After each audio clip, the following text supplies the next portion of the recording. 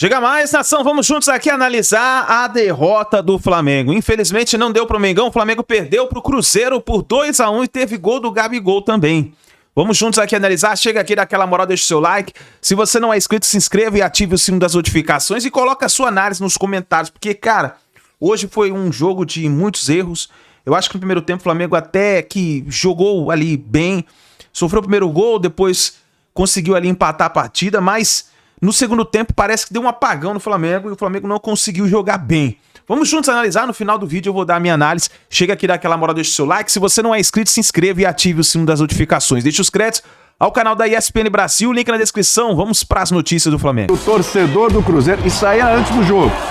Aí durante o jogo tivemos várias leis do ex, né? Tivemos gol do Arrascaeta contra o Cruzeiro e tivemos gol do Gabigol contra o Flamengo, o gol que deu a vitória ao Cruzeiro, expressiva a vitória do Cruzeiro sobre um dos candidatos ao título. O Cruzeiro abriu aí o placar com o Caio Jorge nesse chutaço, o Caio Jorge cheio de confiança, inspiradíssimo, e a gente abre linha de passe para falar desse jogo. Daqui a pouco a gente comenta sobre a vitória do líder Palmeiras, sim, venceu o Vasco por 1-0, e também a vitória do Grêmio, saindo um pouquinho ali da zona do rebaixamento, venceu o Santos por 1-0. Tô aqui com o Eugênio Leal, com o André Kifuri, com o Breler Pires e também com o Vitor Birner.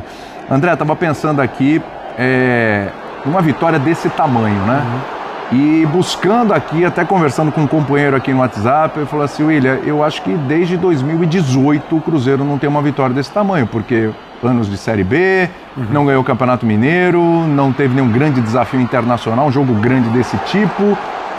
Talvez no caminho para a final da Copa Sul-Americana o Cruzeirense tenha vivido um momento de inspiração e alegria semelhante ao de hoje, não sei, mas... Contra o Boca, principalmente, eliminando o Boca. Porque talvez ali, mas... Era uma competição internacional e o Cruzeiro chegou à final, poderia ter ganhado o troféu. Sim, mas um time com essa qualidade do Flamengo, vencer da forma como venceu, porque não foi por acaso. Não. Fez um excelente segundo tempo o Cruzeiro. Sim. André, boa noite para você. Boa noite, William. Boa noite, amigos. Uma ótima noite ao pessoal em casa. É uma vitória muito expressiva para o time do Cruzeiro hoje, porque ela foi merecida, né? Durante o segundo tempo, em especial, o Cruzeiro foi o melhor time em campo e do outro lado estava a melhor equipe do futebol brasileiro e sul-americano.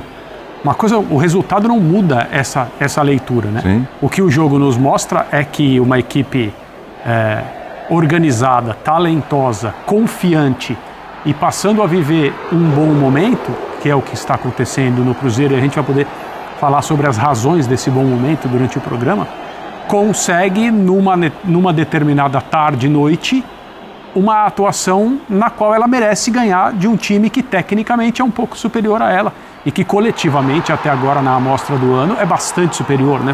O Cruzeiro vem jogando bem há algumas partidas, o Flamengo faz um ano que é muito bom, embora na Copa Libertadores tenha tido algumas partidas abaixo do que deveria fazer, e no jogo de hoje foi superado pelo Cruzeiro na maior parte do tempo. Muitos detalhes, né? Muitas coisas interessantes. Eu e o Eugênio conversávamos antes de entrar no ar. Fazia tempo que a gente não via o Rossi trabalhar da forma como trabalhou hoje. Pois é. E essa é a equipe que tem a melhor defesa do Campeonato Brasileiro, né? E ele foi, num determinado momento da partida, responsável pela manutenção das chances do Flamengo, porque se o Caio Jorge faz aquele segundo gol de fora da área, o chute que ele toca e a bola vai no travessão, 2-0 ali naquele momento, talvez a vitória do Cruzeiro fosse um resultado mais evidente e que não tivesse acontecido só no fim, como foi o que houve, né? Com o pênalti já no final do jogo e o gol do Gabriel, que começou a partida no banco. Perdendo o pênalti e fazendo o gol, que mostra que as coisas elas podem ser emocionantes de diferentes maneiras. Mas, a respeito do momento do Cruzeiro, acho que dá pra gente dizer que, enfim, as pessoas que são responsáveis pela tomada de decisões, que resolvem as coisas, que ditam os rumos no clube, resolveram dar suporte, dar apoio à comissão técnica, em vez de ficar procurando ou aceitando os dedos que são apontados para a cabeça de treinadores sempre que as coisas vão mal. Então, o que tem acontecido no Cruzeiro? O Leonardo Jardim recebeu autorização para trabalhar em relação à ideia de jogo, escolha de jogadores, da forma que ele acha correta. independentemente de serem contratações de peso, independentemente de serem jogadores de personalidade, sim, ele está fazendo o que ele acha certo fazer. E o Cruzeiro está, enfim, se aproximando do nível coletivo que o elenco do Cruzeiro nos estimula a pensar, né, naquilo que é possível fazer. Eu acho que a vitória de hoje não coroa nada, mas reforça que o momento é bom e reforça os motivos pelos quais o Cruzeiro alcançou esse momento. Na realidade, né, Birner, a gente parar para pensar, uma vitória sobre o Flamengo não sustenta um campeonato inteiro de mais 31 rodadas. O Cruzeiro tem que continuar evoluindo, tem que estar lá em cima e tudo. Mas olha para o momento do Léo Jardim, para o momento das escolhas que foram feitas, do caminho que foi trilhado, é um carimbo importante nesse trabalho, hein? Tudo bem? Tudo bem, William? Boa noite a você, André, Eugênio, Breler, aos fãs e às fãs do esporte. Concordo plenamente, porque mesmo sendo um campeonato de pontos corridos, não há uma decisão direta, a não ser que chegue ali numa última rodada, ou penúltima rodada, 2 clubes disputando. Há algumas vitórias que pesam mais pelo que os clubes têm feito nos últimos anos. E são as vitórias contra Flamengo e Palmeiras. Isso. Né? São vitórias que carimbam, como você gosta de dizer, como você falou agora, um time que parece em ascensão. O torcedor do Cruzeiro confiava na ascensão antes do jogo, depois do jogo ele confia muito mais. Claro. Do que se tivesse vencido respeitosamente Fluminense, São Paulo, Inter, Vasco, até o Atlético. Talvez a vitória fosse mais prazerosa, mas como confiança para um time que o torcedor pretende ver se estabelecer no primeiro escalão, ou pelo menos na briga por uma das vagas diretas da Libertadores, quem sabe por um título, o resultado tem um peso enorme. E eu acho que fica uma coisa que eu tenho certeza que os torcedores dos outros clubes deveriam pensar, porque todos os clubes já viveram situações parecidas com o que eu vou dizer, mas eu acho que ninguém aprende. Futebol se faz coletivamente e não com nomes de jogadores. As histórias, o quarteto mágico, tais jogadores são os mais técnicos, precisam jogar, o craque sempre precisa ter espaço. Esse tipo de coisa que a gente sempre ouve quando um time contrata jogadores que às vezes não querem jogar sem a bola, que não se encaixam, que tecnicamente são mais capazes, deveria acabar depois do jogo de hoje. Deveria acabar depois dessa temporada. Mesmo que o Cruzeiro não seja campeão, porque uma coisa é certeza. Se o Cruzeiro estivesse preocupado em escalar Dudu, Gabigol, todos os seus principais jogadores, suas estrelas contratadas, nesse momento, o Cruzeiro não teria os pontos que tem na tabela de classificação e jogaria um futebol bem pior do que joga quando a gente pensa em termos de resultado. É verdade. Cruzeiro que, Eugênio, colou no próprio Flamengo, né? Uhum. Flamengo 14 pontos, o Cruzeiro vai a 13, fica a 3 pontos do líder Palmeiras. Olha a situação do Cruzeiro com 7 rodadas, hein? Tá a 3 pontos do líder, tá no G4, né? E isso diz muito sobre esse trabalho, a gente pode falar recente, ele teve tempo para trabalhar, mas não tinha saído do Dudu e tal, ainda tinha coisa do Dudu e Gabigol. Esse trabalho, ele é recente, o resultado desse trabalho, ele começa a aparecer recentemente, Eugênio. Tudo bem? Tudo bem, boa noite para você, William, para os companheiros. É natural, porque nenhum trabalho vai aparecer num estalo de dedos, nenhum técnico chega e com, às vezes, um dia de treino, às vezes sem dia nenhum de treino, né? O cara já assume e vai colocar o time no campo. Você não pode achar que isso vai dar certo, né? O trabalho é construído. O Leonardo Jardim não fez pré-temporada com o Cruzeiro, né? Pegou o time na reta final do Campeonato Mineiro. Depois teve ali um período entre o Campeonato Mineiro e o Campeonato Brasileiro para fazer um trabalho. Mas ainda assim demorou um pouco para o time engrenar. Eu falei no dia, quando o Cruzeiro venceu o Bahia, que ele estreou ali no Campeonato Brasileiro. Isso aí. E aí venceu o Bahia, venceu o Vasco e vence o Flamengo. E no meio do caminho ainda venceu o Vila Nova pela Copa do Brasil, né? Sim, sim. Teve aquele ensaio contra o São Paulo, né? Que não foi um mau jogo também. Né? Também não foi. Ali já era um processo. Já era um processo, já. Mas esses dois jogos, para mim, especialmente, né, no Mineirão, o jogo de hoje com o Flamengo, o jogo com o Bahia, são as grandes atuações do Cruzeiro nesse momento que indicam esse caminho de crescimento. Eu anotei uns números aqui, né? O André falou sobre isso, né? Que a gente comentava sobre como estava trabalhando muito o Rossi. Eu fui buscar. O Cruzeiro finalizou hoje 11 vezes na direção do gol, 17 no total, 11 na direção do gol. Até então, nas 6 primeiras rodadas, o Flamengo tinha recebido 10 finalizações na direção do gol, de finalizações certas, ou seja, uma a mais. E o Rossi fez hoje 9 defesas, porque ainda teve mais uma depois que a gente estava Lembrando que o Flamengo poupou no meio de semana para estar inteiro nesse jogo. Isso. É um Flamengo inteiraço, né, gente? Flamengo inteiraço. 9 defesas das 17 que ele fez no campeonato, portanto, uma a mais da metade. Ele mais do que dobrou as defesas que fez hoje, que fez no campeonato, no jogo de hoje. A gente vai falar sobre os caminhos que levaram o Cruzeiro a essa vitória, mas eu acho que a gente tem que falar também, não pode deixar de falar do Gabi. É lógico. Personagem pesado. São essas histórias do futebol, que os deuses do futebol estão lá em cima e ficam guardando. Era um jogo que o Cruzeiro já poderia ter feito o gol da vitória antes. Ele já tinha tido oportunidades, a coisa estava perto de acontecer, estava muito na cara que podia ser uma vitória do Cruzeiro a qualquer momento, mas o gol só vai sair quando o Gabigol entra. Um Gabigol que ainda gera dentro do próprio Cruzeiro muita dúvida, um jogador que ainda está num foco parecido com o Dudu, embora ele não tenha, dentro do Cruzeiro, adotado a postura... A reação é diferente. ...reativa do Dudu diante dos fatos, ele ficou na dele e hoje estava muito assim escrito que ele entrando, o Cruzeiro melhor no jogo, poderia aparecer uma chance para ele fazer o gol da vitória contra o ex-clube que não quis ficar com ele, etc. Aquela situação toda que a gente sabe. E aconteceu. Então, voltas que o mundo dá, voltas que o mundo da bola dá, a história dos deuses do futebol, que guardaram o gol da vitória. E olha que ele entrou tarde, ele entrou com quase 43 do segundo tempo. Teoricamente não daria tempo. É mas aquele momento, né, Eugênio, conhecendo até o Gabigol, de entrar e ficar invocado, né? Fala, pô, o Flamengo ia reclamar, 43 minutos.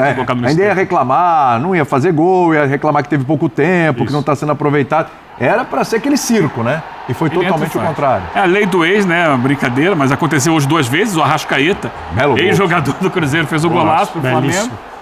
E o Gabi faz o gol da vitória e vira um grande personagem do jogo. Ele rouba a cena de um Cruzeiro que foi melhor. A gente fala muito do trabalho do Leonardo Jardim, mas o gol da vitória é dele, ele é o personagem que atrai muito a mídia, não tem jeito.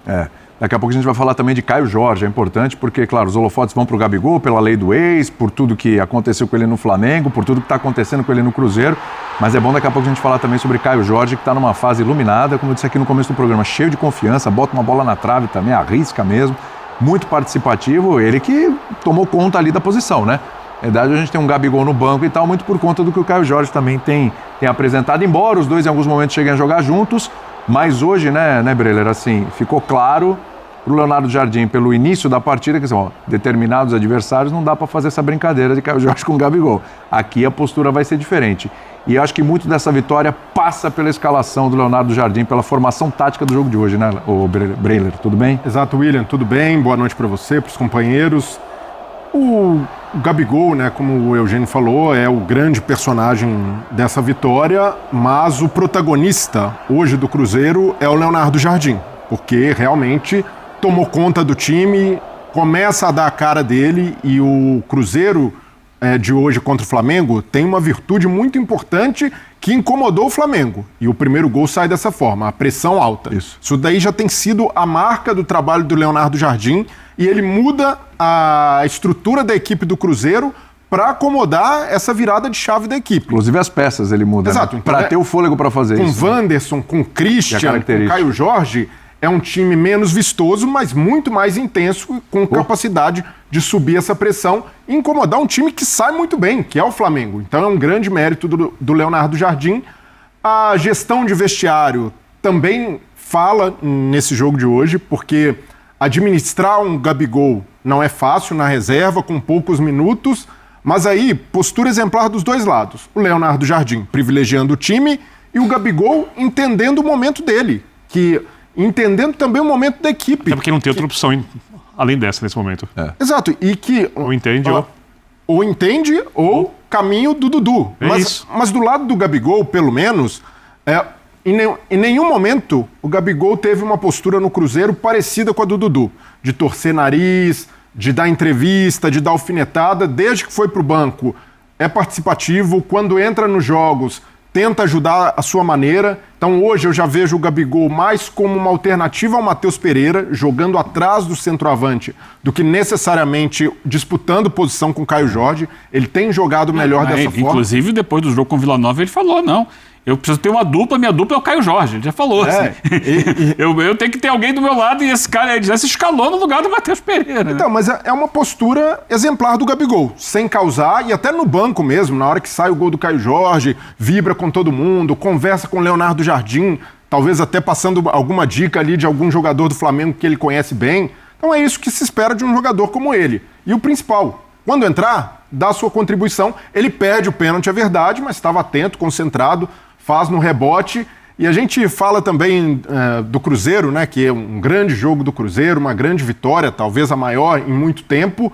Mas do lado do Flamengo, que é um time que sofre poucos gols, eu tenho certeza que na gestão do Felipe Luiz, esse foi o gol mais doloroso sofrido pelo torcedor rubro-negro. Para o torcedor rubro-negro, esse gol do Gabigol bate diferente, porque é o maior ídolo dessa geração, um dos maiores da história do clube, marcando, fazendo a lei do ex, e o principal, mostrando que está feliz, que virou a página do Flamengo, que mesmo na reserva continua sendo um jogador bastante útil. Então, para o torcedor rubro-negro, mais do que uma derrota, e é uma derrota que tira o Flamengo da liderança, é observar que a estrela principal foi um cara que até pouco tempo era idolatrado, com todos os méritos, por tudo que fez no Flamengo, se despede do clube ganhando um título, tem aquela derrota contra o Central Córdoba, é verdade, ali, com um pênalti também do Léo Pereira, né? A gente vai falar também sobre as falhas defensivas do Flamengo, mas essa derrota para o Cruzeiro, pelo contexto, né? Perder a liderança e o Gabigol sendo o cara decisivo, para o torcedor rubro-negro é muito lamentada, mas é preciso também ter cuidado para não criar ali um alvoroço, uma tempestade em copo d'água de um trabalho que é muito bom até aqui. Eu concordo contigo que o protagonista é o treinador do Cruzeiro no jogo de hoje, porque essa mudança de rumo do trabalho radical, porque o time começa a temporada como um time das estrelas. E agora ele virou um time de futebol. Sim. Agora ele virou um time do técnico. O Biner, do time que começou hoje, 9 jogadores já estavam ano passado no Cruzeiro. As exceções Fabrício Bruno e Wanderson. Os outros 9 estavam ano passado na final da Copa Sul-Americana. As contratações do início do ano... Com uma ideia de jogo bem diferente, né? Porque é um time de marcação alta, como vocês falaram, e muito direto. Não é um time que se preocupa em ter a posse de bola, e nem daria para fazer isso. Eu sempre, assim, para mim, um desenvolvimento de trabalho elogiável, de se aplaudir em pé, que eu me lembro, e aí demorou muito tempo, por isso que eu vou citar aqui como exemplo, o do Jürgen Klopp. Ele estava no Liverpool, o time roubava a bola, jogo agudo, roubava a bola, jogo agudo. 99 pontos na Premier League, vice-campeão. City com 100. Ele falou, nós precisamos ter mais a posse de bola porque o time em algum momento se cansa, porque a pressão alta não dá para ser feita o tempo inteiro. Pressiona, pressiona, pressiona, pressiona. Uma hora essa pressão vai baixar, seu adversário vai fazer a transição, vai passar tocando a bola, suas linhas estão mais altas, você acaba tomando gol. Então, para você gerenciar os jogos, você precisa ter também um time capaz de manter a bola. Você precisa de um jogo de alto nível tático. No Cruzeiro, o trabalho é inicial, e no Brasil, o treinador tem pouco tempo para trabalhar. Então, dentro do que era possível se fazer, eu acho que o Leonardo Jardim supera o que qualquer um imaginava em tão pouco tempo. Quando a gente olha, não estou falando dos resultados, estou falando o jogo coletivo do Cruzeiro. É isso aí, nação. Tá aí as informações da partida. Então, entre Cruzeiro 2, Flamengo 1, Mengão ficou com essa derrota amarga no Mineirão. E agora virar o canhão e pensar já na próxima partida, que é pedreira, cara. O Flamengo tem uma pedreira, que é a partida aí pela Libertadores da América. O Flamengo tem que levantar a cabeça urgente, né? Porque do jeito que foi hoje, cara, foi decepcionante, assim, em questão de... A gente viu o Flamengo até no primeiro tempo pressionando um pouquinho o Cruzeiro, depois que o Flamengo levou o gol, mas aí logo em seguida que fez o gol, tal, acabou o tempo, aí voltou no segundo tempo, parece que era outro time, né? Então tem que virar a página, recuperar ou melhor, virar a página, arrumar os erros que estava cometendo e pensar nessa partida contra o Central Córdoba, que é uma partida dificílima. Seria importante, né, o Flamengo sair com um bom resultado no Mineirão para ir com moral para essa partida da Libertadores da América. Não deu, e agora tem que torcer. Torcer porque é uma partida dificílima lá na Argentina. O Flamengo precisa virar a página, apagar essa derrota aí pro Cruzeiro e pensar nessa partida contra o Central Córdoba. Vamos ver o que vai acontecer, o que o Felipe Luiz vai preparar para essa partida. E aí? Escreva nos comentários aí a sua análise, o que você achou da partida. A gente se vê no próximo vídeo. Daqui a pouco tem a coletiva do Felipe Luiz aqui.